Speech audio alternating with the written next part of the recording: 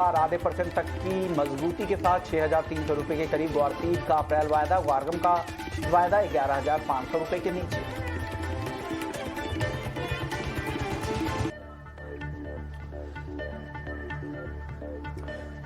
नमस्कार, स्वागत है आपका कमोडिटी नाउ में, जहां हम आपको कमोडिटी मार्केट की तमाम बड़ी खबरें बताते हैं, साथ ही आपके लिए बेहतरीन ट्रेडिंग कॉल्स लेकर आते हैं, चाहे वो इंट्राडे के लिए हो या पोजिशनल हो या फिर लॉन्ग टर्म के हिसाब हो। इसके अलावा आपके लिए हाजिर बाजार की खबरों के साथ देश भर के मंडियों का अपडेट भी लेकर आते हैं। और आज हमारे साथ तीन खास मेहमान हैं। तपन पटेल हैं HDFC सिक्योरिटीज से, और साथ ही जिगर त्रिवेदी हैं आनंद राठी से, और भूपेश शर्मा है टेक्निकल एनालिस्ट है। आप तीनों ही मेहमानों का ईटी नाउ स्वदेश पर स्वागत है। लेकिन सबसे पहले बात कच्चे तेल की कर लेते हैं, जहां पर गिरावट अब बढ़ गई है हफ्ते भर में करीब 20%। और अगर जो पिछले हफ्ते की जो हाई थी, जो $139 तक ब्रेंट घूम कर आया था, वहां से अगर देखें तो 30% से भी ज्यादा की गिरावट अब तक यहां पर आ चुकी है। जिगर, क्या लग रहा है टेक्निकली आपको, क्या गिरावट और चार्ट पर आपको दिख रहे हैं यहां से क्या कच्चे तेल में? गुड मॉर्निंग विश्व मोहन। मुझे लग रहा है हमने कुछ दिनों पहले ही 9,996 का भाव देखा था। वहां से अगर आज तक की हम अगर फॉल देखें, तकरीबन 25% का फॉल देखा हुआ है। होप्स यही है कि D escalation of the geopolitical risk between Russia and Ukraine हो सकता है, और एक टॉक्स का एक दौर चलने वाला है आगे जाके। सो ग्लोबली इट इज एक्सपेक्टेड कि अब जियोपॉलिटिकल रिस्क इतना नहीं है। जो पिछले हफ्ते या उसके पहले के हफ्ते में जो वॉर प्रीमियम था, मुझे लगता है कई हद तक ये रिड्यूस भी हो चुका है मार्केट में। एंड प्राइसेस में जिस तरीके से $100 को टच किया है, मुझे लग रहा है बहुत ही अच्छा एक लेवल है। यहाँ से और थोड़ा बहुत मुझे एक डीप आता हुआ लग रहा है, अराउंड $95-94 तक का WTI में पर्टिकुलरली। इसी तरह इसी लाइन में अगर मैं MCX की बात करूँ, हाँ करेक्ट, 9,900 से लेके करंट लेवल तक का एक शार्प फॉल आया है, लेकिन उसके पहले का रैली भी ऐसी ही थी। So I don't expect any minor pull back. Even in that case also अगर पुल बैक आता भी है तो one should go short. In my opinion March वायदे में करंट लेवल पे बिकॉली की जा सकती है। 7,500 के आसपास मिले। Technically looks very bearish the chart structure even on weekly basis. So मुझे लग रहा है 7,500 के आसपास बिकॉली की जा सकती है मार्च वायदे में। 7,600 का स्टॉप लॉस लेके चले, 7,300 का टारगेट लेके यहाँ पे बिकॉली का रिकमेंडेशन है।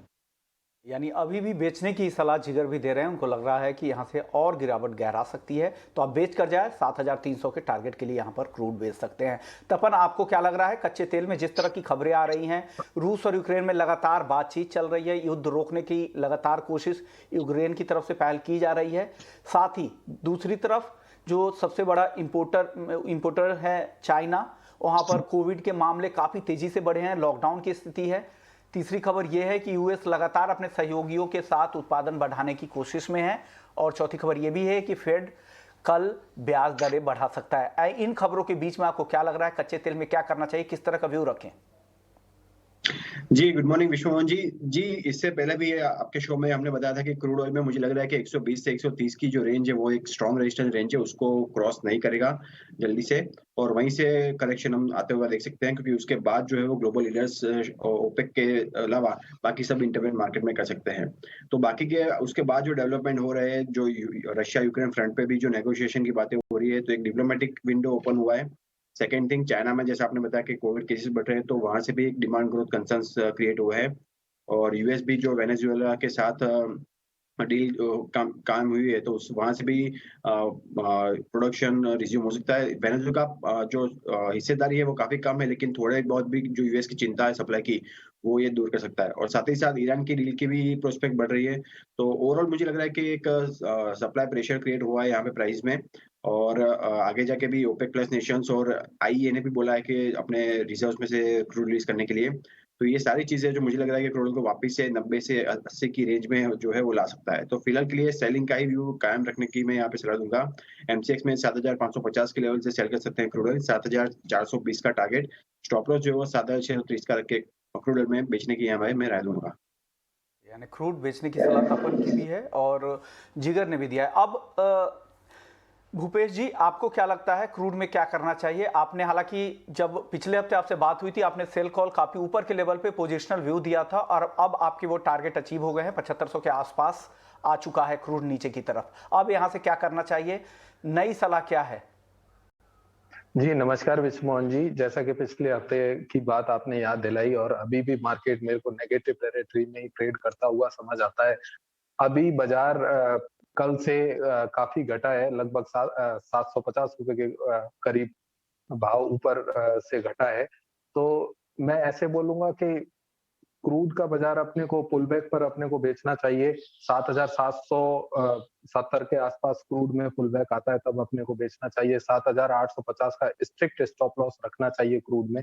नीचे में क्रूड का भाव मेरे को 7,300 7,100 का देखने को मिलेगा। 7,100 का टारगेट, नया टारगेट दे रहे हैं भूपेश जी? जी। ओके, यानी 7,850 रुपए के स्टॉप लॉस के साथ यहां से पुल बैक मिले 7,750 7,770 के आसपास, उन लेवल्स पे आप बेचे, लेकिन स्टॉप लॉस जरूर लगा ले, क्योंकि मार्केट अभी भी स्थिर नहीं है, किसी भी तरफ का मूव आ सकता है। उसके बाद इस टारगेट के लिए आप वेट करें। चलिए अब बात कर लेते हैं गोल्ड और सिल्वर की। एफओएमसी की बैठक अब शुरू होने वाली है, उससे पहले किस तरह की रणनीति अपनानी चाहिए? जिगर, क्या सलाह देंगे गोल्ड और सिल्वर में आज के लिए? गोल्ड एंड सिल्वर में मुझे लग रहा है किसी भी उछाले पे बिकवाली का ही यहाँ पे रिकमेंडेशन है। काफ़ी दिनों से हमने देखा था मार्केट में यहाँ पे एक जो, जैसा कि I am repeating my words, जो वॉर प्रीमियम था वो अभी स्लोली एंड ग्रेजुअली कम हो रहा है। एंड जो फोकस है ऑब्वियसली फेड पे है। ऑफ कोर्स 25 बेसिस पॉइंट का इंटरेस्ट रेट हाइक तो यहाँ पे डिस्काउंटेड है, बट क्या 50 बेसिस पॉइंट को लेकर अग्रेसिवली बातें हो सकती है या नहीं हो सकती है? Dot chart will be very much important. और मुझे लग रहा है जिस तरीके से डॉलर इंडेक्स में रैली आई है, मुझे लग रहा है आने वाले दिनों में गोल्ड में थोड़ा बहुत यहाँ पे एक बिकवाली का माहौल बन रहा है। हमने पिछले हफ्ते देखा था प्राइसेस अबाउट 55,500, वहाँ से तकरीबन 4-4.5 हज़ार पॉइंट का फॉल यहाँ पे देख लिया है। पॉसिबल है बाउंस आ सकता है, I don't deny, but overall sentiment structure chart पे भी बहुत यहाँ पे बेरिश है, मुझे एटलीस्ट फॉर इंट्राडे। सो मुझे लग रहा है अप्रैल वायदा 51,700 के आसपास मिले, वन शुड गो शॉर्ट। 51,850 का स्टॉप लॉस लेके चलिए। 51,400 का टारगेट यहाँ पे 1 या 2 दिनों में आने की गुंजाइश है। ओके, तो ये सलाह गोल्ड को लेकर है। चलिए अब बात तपन से कर लेते। तपन, एफओएमसी की बैठक शुरू होने वाली है। 4.25% तो दरों में कटौती की को बाजार डिस्काउंट करके ही चल रहा है, लेकिन अगर कुछ एग्रेसिव कुछ फैसले लिए जाते हैं, अगर आधे % तक की कटौती होती है, तो किस तरह से बाजार रिएक्ट करेगा? क्या गिरावट वहां से ज्यादा गहराएगी और आपको लग रहा है कि 50,000 का लेवल भी तोड़ के नीचे आ सकता है गोल्ड यहां से?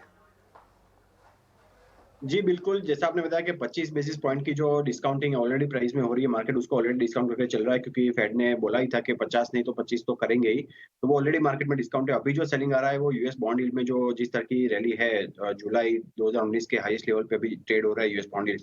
तो वहाँ से एक सेलिंग प्रेशर यहाँ पे बन रहा है, और दूसरा जो रिस्क प्रीमियम जो निकल रहा है मार्केट में, जैसे सेफ हार्बन जो डिमांड है, वो अभी नहीं है गोल्ड और सिल्वर में रशिया यूक्रेन फ्रंट की, तो उसके कारण भी ये सेलिंग लग रही है। लेकिन मुझे लग रहा है कि फेड की हमको जो गाइडेंस इस साल में आगे देंगे, उसके ऊपर ध्यान देना पड़ेगा। क्या कमेंट्स वो देते हैं और आगे के कुछ महीनों में, आगे की मीटिंग्स में क्या फेड का स्टांस है, उसके ऊपर खास ध्यान देना पड़ेगा, क्योंकि ये जो डेवलपमेंट हुए क्रूड ऑयल के प्राइसेस, रशिया सैंक्शंस, उसके ऊपर यूएस के इन्फ्लेशन के भी असर पड़ेगी। तो उस हिसाब से मुझे लग रहा है कि गोल्ड में डाउन साइड जो है, मुझे लग रहा है 1900 से 1880 तक की लिमिट रह सकती है। नो डाउट यहाँ से करेक्शन लग रहा है, लेकिन वहाँ तक लिमिटेड रह सकती है प्राइसेस। तो मुझे लग रहा है वहाँ तक, इससे एक बार वहाँ पे पॉज़ होना चाहिए। फिलहाल के लिए शॉर्ट टर्म के लिए सैलून राइज का व्यू रखना चाहिए। 51,750 के लेवल से गोल्ड में सेल करना चाहिए। 51,700 का स्टॉप लॉस में 1,500 के गोल्ड सेल करना चाहिए। यानी दोनों ही जानकारों को लगता है गोल्ड बेचकर जाए। जिगर का टारगेट था 51,400 का नीचे की तरफ, और 51,500 रुपए का टारगेट तपन दे रहे हैं। हालांकि उस लेवल्स के बिल्कुल पास आता दिख रहा है, लेकिन आपको जो बेचना है ऊपर की तरफ बेचना है। अब भूपेश जी, आपको क्या लगता है गोल्ड और सिल्वर में आज क्या करना चाहिए? अभी दूर रहें या ट्रेड करें? क्योंकि एफओएमसी की मीटिंग भी है, ऐसे में किस तरह से ट्रेड की रणनीति बनाएं? जी, जैसा कि अपन सुनते आ रहे हैं कि ब्याज दरों में बढ़ोतरी होगी अमेरिका में, और उसके प्रभाव के कारण गोल्ड ऑलरेडी ऊपर के भाव से 55,500 के भाव से अभी 51,640 के भाव तक ट्रेड कर रहा है।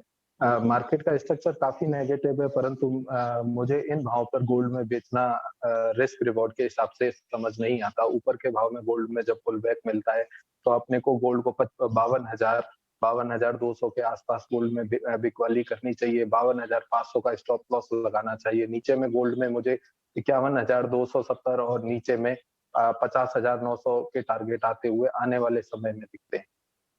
ज़्यादा ऊपर आने दीजिए। अब पुल बैक का वेट करें, 52,000 के ऊपर बेचने की सलाह है और नीचे की तरफ 51,200 के आसपास भी नीचे भाव आ सकता है, यानी आपको यहाँ से और ऊपर के भाव पर बेचना है। आसपास में जो करंट भाव है इसके आसपास में नहीं बेचे, ऐसा भूपेश मानते हैं। चलिए बात कर लेते हैं नेचुरल गैस की। नेचुरल गैस में क्या करना चाहिए जिगर जी? आज कोई कॉल है क्या नेचुरल गैस पर? नेचुरल गैस वैसे आज तो इतनी कोई मूवमेंट नहीं है जैसे कल या परसों में थी, लेकिन फिर भी अगर हम नेचुरल गैस में कॉल लेना है, आई गो with the technicals.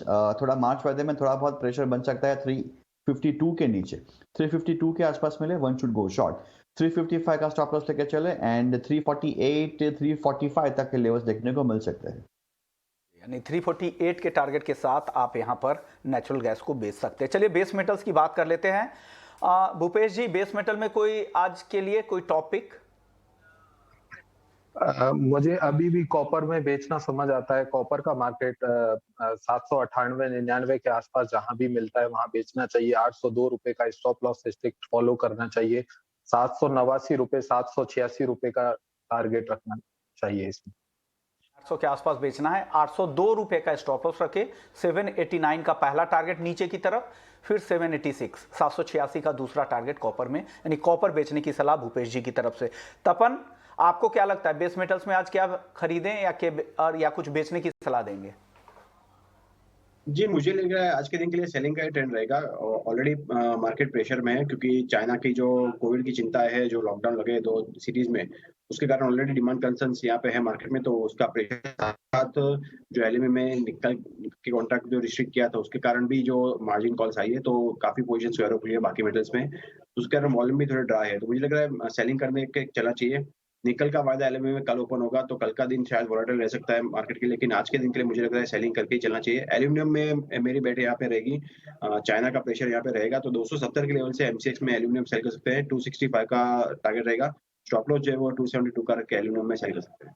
Okay, aluminium बेचने की सलाह 270 रुपए के लेवल पे, टारगेट है 265 का, 272 रुपए का स्टॉप लॉस यहां पर आप लगा ले। कल से एलएमई पे वापस से रिज्यूम हो जाएगी ट्रेडिंग निकेल की।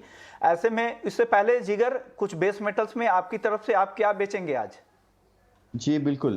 बेस मेटल्स की अगर हम बात करें, आज सुबह जो चाइना के इंडस्ट्रियल प्रोडक्शन है, रिटेल सेल्स है, फिक्स एसेट्स इन्वेस्टमेंट्स है, डेटा काफ़ी अच्छा आया है। बट जो मार्केट का फोकस है वो है चाइना में शायद वापस से there is possibility of resurgence of a COVID variant, तो जिसकी वजह से लॉकडाउन को लेके कंसर्न्स है कि सप्लाई कंसर्न शायद हो सकते हैं। चाइना एंड ताइवान को लेके छोटा सा एक जियोपॉलिटिकल स्पार्क भी मार्केट में अब क्रिएट हो रहा है। सो मार्केट ओवरऑल अभी भी प्रेशर में ही है। I will go with the sell calls in at least aluminium, copper and zinc. Lead में इतनी कोई स्टोरी बन नहीं रही है एंड निकल कल के मार्केट में ओपन होगा, 15% का कैप लगाया हुआ है and I think for 1 or 2 sessions we should watch the market. Friday को वैसे भी यहाँ पे छुट्टी है होली की, so we should try to trade in nickel at least from Monday, not this week at least. So aluminium I will go short around 268 in March contract, 270 का stop loss, 264 का टारगेट। दूसरा मुझे जो कन्विंसिंग कॉल है वो कॉपर है। Copper March sell at 792, 795 stop loss and 785 is a target. Okay, यानी copper, aluminium और जिंक, इनकी 3 कॉल है। तीनों ही बेचने के सलाह। 785 के टारगेट के लिए आप कॉपर बेच दे। यहाँ पर स्टॉप लॉस लगाना है 795 का। कॉपर भूपेश जी ने भी बेचने की सलाह दी थी। एल्युमिनियम सेल कॉल है जिगर की तरफ से 268 पे, 270 का स्टॉप लॉस लगाना है 264 के टारगेट के लिए। एल्युमिनियम सेल कॉल तपन की तरफ से भी थी और जिंक भी इनकी बेचने की सलाह जिगर की तरफ से जो आई थी वो 313 पे थी। स्टॉप लॉस यहाँ पे 315 का लगाना है और 308 रुपए का टारगेट नीचे की तरफ जिंक के लिए है। चलिए अब बात कर लेते हैं स्पाइसेस की, और इस पर बात करने के लिए हमारे साथ प्रेमचंद मोटा साहब हैं। सर स्वागत है आपका। सबसे पहले आपको सर बधाई कि आपने इतने अच्छे कॉल दिए। हल्दी की तेजी पर आपने सबसे पहले कहा था कि इसे बेचकर जाना चाहिए, यहाँ से ठीक अच्छी खासी गिरावट आ सकती है और गिरावट आ भी गई। अगर हल्दी की अगर बात करें तो 8,700 तक फिसल चुका है हल्दी का वायदा। अब आपको यहाँ से क्या कॉल देंगे, क्या सलाह देंगे जो हल्दी के ट्रेडर हैं उनको? नमस्कार।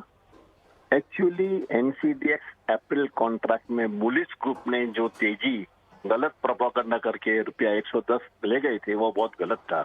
इसीलिए हमने उसी लास्ट कॉल में 105 110 में 100% प्रॉफिट बुक करने के लिए बोला था, क्योंकि फ्लड और तेलंगाना से फ्लड की वजह से तेलंगाना, आंध्र, महाराष्ट्र वगैरह में जो नुकसान हुआ है वो बहुत बड़ा चढ़ा के उन्होंने बोला था। इतना ज्यादा नुकसान नहीं हुआ है। और जैसे निजामाबाद में करीबन 3-4 लाख बोरी का क्रॉप कम आएगा, तो उसको कॉम्पेंसेट करने के लिए ईरोड सेलम का क्रॉप 5-6 लाख बोरी ज्यादा आएगा गया साल से। और दूसरा मराठवाड़ा का जो फसल के लोग रूमर लाए थे तेजी के लिए कि 20%, 30-40% क्रॉप खराब है, मगर वहाँ 15% खराब जरूर है, मगर 15% एरिया भी वहाँ बढ़ गया है, इसलिए वहाँ भी ज्यादा इतना फर्क नहीं पड़ेगा। मराठवाड़ा का फसल भी 32 लाख से 33 लाख बोरा आ जाएगा। तो हल्दी में एक्चुअली जो ये प्रोपेगेंडा तेजी बुलिश ग्रुप कर रहे हैं कि फसल 65 लाख 70 लाख से ऊपर नहीं आएगा, वो गलत है। हमारा लेटेस्ट सर्वे के हिसाब से इंडिया की फसल 85 लाख से 87 लाख बोरी के बीच में आएगी। इसीलिए हल्दी में ज्यादा अभी जो भाव गिरा हुआ है ये जरूर गिरने का ही था। अब ये भाव में ज्यादा उठक पटक नहीं रहेगा, इस भाव में 5 रुपया अप और 5 रुपया डाउन में बाजार चलते रहेगा। तो सर यहाँ से क्या करें, अगर मुझे खरीदना है, अगर मेरे पास माल पड़े हुए हैं तो मैं बेच दूं, क्या करूं, या खरीदूं इन लेवल्स पे? यहाँ एक बार अभी होली के ऊपर में अभी नया अराइवल सब जगह आएगा, सब जगह इस साल फसल 15-20 दिन 25 दिन लेट है, और प्लस बल्क नीचे से निजामाबाद में गया सोमवार को 40,000 बोरी आई थी, तो मंडी वाले सब आश्चर्यचकित हो गए थे। तो इसीलिए एक बात तो मुनाफा खाना, खास जिसके पास पुराना माल पड़ा है लास्ट ईयर का, उनको तो निश्चित रूप से माल बेच के उसको निकाल देना चाहिए, अपना फंड खाली करना चाहिए, और फिर नए माल में जब भी 5-10 रुपये की गिरावट आवे तब उसको लेकर के चल सकते हैं। ओके, यहाँ से 5-10% और गिरावट हो तब खरीदे जो नया माल है, और जो पहले पुराने माल है उसको यहाँ पर बेच कर जाए। अगर खरीदना है तो यहाँ से 5 से 10% और करेक्शन आने दे तब खरीदे। सर जीरा और कोरिएंडर को लेकर क्या व्यू है आपका? जीरा कोरिएंडर अपन तो 3 महीना से एक ही बात बोल रहे हैं, तेजी तेजी तेजी, क्योंकि जीरे की फसल इंडिया के 50% से ऊपर नहीं आएगी। तो इसमें 5 रुपया 7 रुपया बाजार बढ़ेगा, फिर 3-4 रुपया घटेगा, इस स्पीड से बाजार ऊंचाई चलेगा। और धनिया में भी वही हालत है, कैरी ओवर स्टॉक काफी कम है, और जो फसल 60 to 70% है, इसलिए धनिया में भी जो 60 रुपए का धनिया अभी 105 रुपया 10 रुपया हो गया है, इसमें 5-10 रुपये का करेक्शन आ सकता है, बाकी आस्ते आस्ते धनिया ऊपर ही चलेगा। यानी गिरावट में खरीदारी की सलाह में माल लेना चाहिए। ओके, शुक्रिया प्रेमचंद मोटा साहब, आपने वक्त निकाला और अपनी राय हमारे दर्शकों के साथ शेयर की। भूपेश जी, अब आप बताइए, मसालों में कुछ आपको पसंद आ रहा है? क्या खरीदना है और क्या बेचना है मसालों में? मसालों में फंडामेंटल के हिसाब से देखा जाए तो जीरे के फंडामेंटल पिछले दिनों में सेमिनार में भी पता लगा कि काफी मजबूत हैं, और फंडामेंटल के हिसाब से देखा जाए तो जीरे में बिकवाली समझ नहीं आती, परंतु चार्ट पर अभी देखें तो आज के हिसाब से चार्ट का स्ट्रक्चर काफी खराब है। 21,000 के नीचे जब तक जीरा को सेकंड कॉन्ट्रैक्ट ट्रेड कर रहा है तब तक इसमें बिकवाली का ही मन बना के रखना चाहिए। नीचे में 20,400 और 20,100 के टारगेट के हिसाब से। दूसरे मसालों में बात करूंगा, धनिये का बाजार भी चार्ट पर स्ट्रक्चर काफी खराब है। पिछले कई दिनों से चार्ट ने ऊपर में 10,950 और 11,000 के लेवल को ऊपर में क्रॉस नहीं किया है। नीचे में अभी भी मेरे को धनिये का बाजार 10,400 10,200 के आसपास आता हुआ बाजार। ओके, चलिए बात कर लेते हैं ग्वार की। जिगर, जो ग्वार में बताइए क्या करे आज? हालांकि आज रेंज में ही कारोबार हो रहा है, 6,250 के आसपास ग्वार सीड है, इसमें क्या करे? करेक्ट सर, गुआर सीड में हमने पिछले दिनों में देखा था 5800 से लेके 6300 तक का बहुत ही अच्छा एक रैली आई थी। तो मुझे लग रहा है प्रॉफिट बुकिंग का 1 या 2 दिनों का ये सेशन यहाँ पे बरकरार रहेगा। आई थिंक करंट लेवल्स पे ही, या तो थोड़ा सा बाउंस आता है 6250 अप्रैल कॉन्ट्रैक्ट गुआर seed, one should go short and keep the stop of 6350, target would be 6100 6000। 250 पे बेचे 6,100 के टारगेट के लिए, स्टॉप लॉस जरूर लगा ले 6,350 का। कॉटन, MCX कॉटन में क्या करे जिगर? अगेन MCX कॉटन मार्च हुआ था, सेल एट 38,000 38,200 स्टॉप लॉस लेके चले, एंड 37,600 37,500 का टारगेट यहाँ पे आ सकता है। ओके, तपन करेंसी मार्केट में बताइए क्या व्यू है आज के लिए आपका? जी, रुपी आज थोड़ा स्ट्रॉन्ग हुआ था, लेकिन मुझे लग रहा है कि यूएस डॉलर वापस से स्ट्रेंथ पकड़ सकता है, रुपी एप्रिशिएट हो सकता है आज के दिन के लिए। तो ऊपर में मुझे स्पॉट रुपी लग रहा है कि 76.70 का रहेगा रेजिस्टेंस, तो वहां तक प्राइसेस जा सकते हैं। सपोर्ट मुझे लग रहा है 76.30 का रहेगा आज के दिन के लिए। ये स्पॉट यूएस डॉलर की मैं बात कर रहा हूँ। मुझे लग रहा है जो पेयर है वो अभी भी बुलिश ट्रेंड में रह सकती है आगे जाके, क्योंकि ओवरऑल डॉलर का जो स्ट्रेंथ है और यूएस की FOMC मीटिंग है, तो उसके कारण ये जो है रुपी के ऊपर प्रेशर रह सकता है। तो ये भी वो है करेंसी मार्केट को लेकर। लेकिन करेंसी की बात करते हैं तो क्रिप्टो करेंसी का भी अपडेट ले लेते हैं। आपको बता दें कि पिछले एक महीने में करेंसी मार्केट की किस तरह की चाल रही है। अगर बिटकॉइन की बात करें तो महीने भर में करीब 12% कमजोर हुआ, इथर 19%, और बाकी करेंसी में भी यहाँ पर दबाव भी दिखा है। लेकिन साल दर साल अगर एक साल का रिटर्न देखें तो यहाँ पर तेजी ही दिख रही है। और इस पर बात करने के लिए हमारे साथ जोसेफ मेसी साहब हैं, जो क्रिप्टो वायर के एमडी और सीईओ है। सर, क्रिप्टो करेंसी मार्केट में कई करेंसी मौजूद है, ऐसे में किस क्रिप्टो के साथ जाना चाहिए, कैसे तय करेंगे, किस पर भरोसा करें, क्योंकि ये मार्केट काफ़ी वॉलेटाइल है और ट्रांसपेरेंसी के लिहाज से या रिस्क के हिसाब से देवे तो नए ट्रेडर या इन्वेस्टर्स के लिए काफ़ी बाजार उतना सही नहीं है। तो ऐसे में क्या सलाह देंगे आप?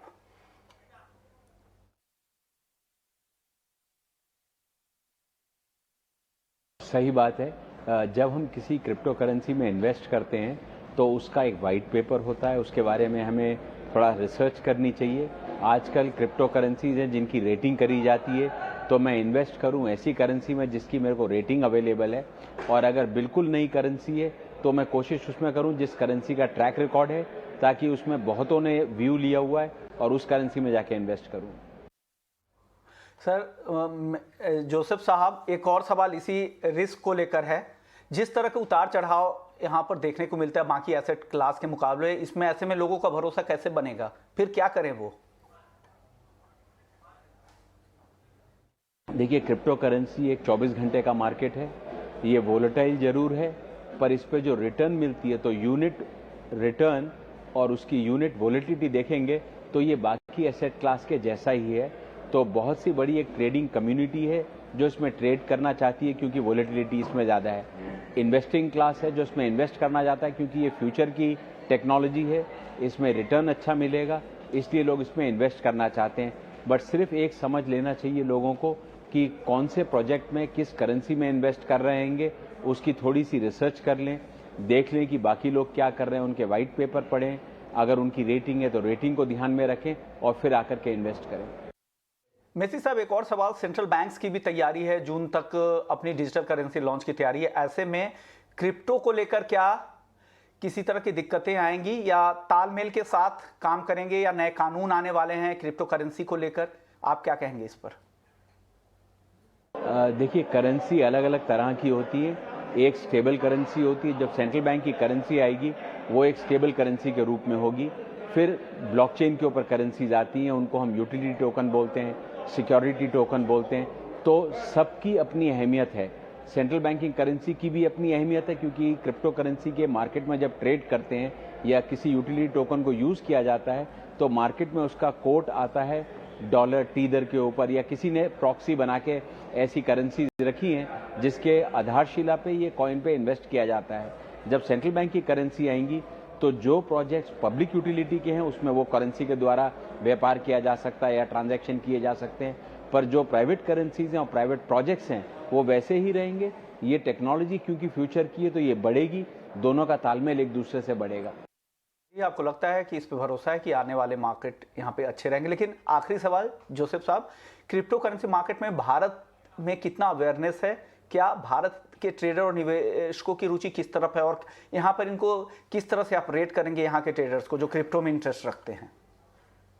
इंडिया अभी भी अव्वल नंबर पर है, और एक ऑर्गेनाइजेशन है बाहर, वो बताती है कि इंडिया में 100 मिलियन क्रिप्टो वॉलेट्स हैं, करीब 20 मिलियन इंडिया में यूजर्स हैं इसके। और ये तब हुआ है जब इस मार्केट के बारे में बहुतों को पता नहीं था। अभी गवर्नमेंट ने कुछ अच्छे नियम लिए हैं। पहले इसमें टैक्सेशन का प्रावधान किया है, उसके बाद इस पे एक लॉ आने वाला है, सेंट्रल बैंक अपनी CBDC बना रही है। तो जिस तरीके से ये मार्केट खुलेगी और ये मार्केट अलग अलग एसेट क्लास को रिप्रेजेंट करेगी ब्लॉकचेन के माध्यम से, तो मैं सोचता हूँ इसमें बहुत ग्रोथ होगी। ओके, यानी आपको काफ़ी इस टेक्नोलॉजी पे भरोसा, लेकिन देखते हैं चीज़ें कैसे आगे पैन आउट होती है। शुक्रिया जोसेफ मेसी साहब आपका, जिगर त्रिवेदी आपका, भूपेश शर्मा जी आपका और तपन पटेल जी आपका। आप लोगों ने वक्त निकाला ET नाउ स्वदेश के लिए। तो कमोडिटी नाउ में फिलहाल इतना ही, लेकिन आप बने